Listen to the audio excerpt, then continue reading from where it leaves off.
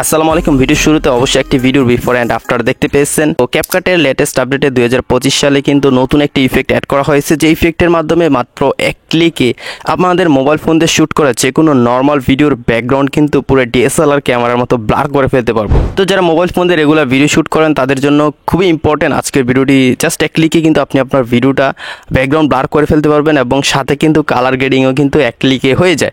ওকে, তো এক্সট্রা করে কিন্তু কালার গ্রেডিং করতে হয় না। তো কীভাবে ক্যাপকাট দিয়ে এডিটটা করতে হয় সেটাই আজকে ভিডিওটা সম্পূর্ণ দেখতে শিখতে পারবেন। খুবই ছোট্ট একটি টিউটোরিয়াল, সো রিকোয়েস্ট করবো সম্পূর্ণ ভিডিওটা দেখে এডিটটা শিখে নেবেন। আর আরেকটা রিকোয়েস্ট, এই ভিডিওটিতে লাইক দিয়ে চ্যানেলে সাবস্ক্রাইব করে দিবেন। ফেসবুক থেকে দেখলে পেজটি ফলো দিয়ে ভিডিওটি শেয়ার করবেন। তো ফ্রেন্ডস, কথা না বাইরে আমাদের মোবাইল স্ক্রিনে চলে যাই। ফ্রেন্ডস, ক্যাপকাটের লেটেস্ট ভার্সনটি আমি ইউজ করতেছি, আর আমারটা হচ্ছে প্রিমিয়াম অ্যাপ। তো আমি চলে যাব গুগল প্লে স্টোরে। আপনারা অবশ্যই ক্যাপকাট অ্যাপটি আপডেট দিয়ে নেবেন যদি আপনারা ওল্ড ভার্সন ইউজ করে থাকেন। সো আপনারা দেখতে পাচ্ছেন আমি ক্যাপকাটের লেটেস্ট ভার্সন ইউজ করতেছি। এখানে কিন্তু কোনো আপডেট লেখা আসতেছে না। তো আমি সিম্পলি এখান থেকে ওপেনে ক্লিক করব। ওকে, ওপেনে ক্লিক করার পর ক্যাপকাটটি ওপেন হয়ে যাবে। তো যারা পুরাতন মোবাইল ফোন ইউজ করেন তাদের মোবাইল ফোন একটু ল্যাগ করতে পারে, কারণ ক্যাপকাট এখন অনেকটাই ভারী হয়ে গিয়েছে। সো ভিডিও এডিটিং করতে গেলে দেখা যায় যে মাঝে মধ্যে হ্যাং হয়ে যায় বা ল্যাগ করে। তো যাই হোক, আমাদের ক্যাপকাটটি ওপেন হয়ে গেলে এখন আমরা এখান থেকে নিউ প্রজেক্টে ক্লিক করব।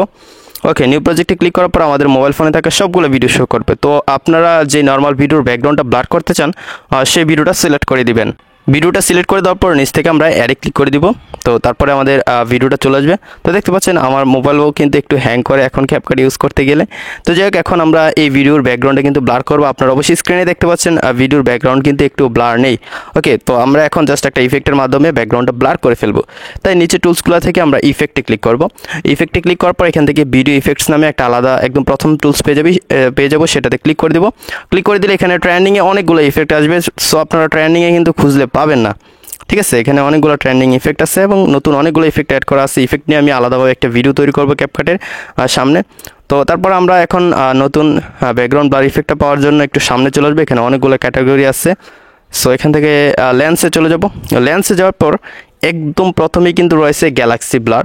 সো একদম প্রথম ইফেক্টটাতে আমি ক্লিক করব। ক্লিক করার সাথে সাথে আপনার ম্যাজিকটা দেখতে পাচ্ছেন, ব্যাকগ্রাউন্ড কিন্তু পুরো ডিএসএলআর ক্যামেরার মতো ব্লার হয়ে গিয়েছে। তো গ্যালাক্সি ব্লারটা যদি প্রথমে না থাকে তাহলে এখান থেকে একটু খুঁজে বের করে নেবেন। লেন্স ক্যাটাগরিতে আসলে কিন্তু আপনারা এই নতুন ব্লারটা পেয়ে যাবেন।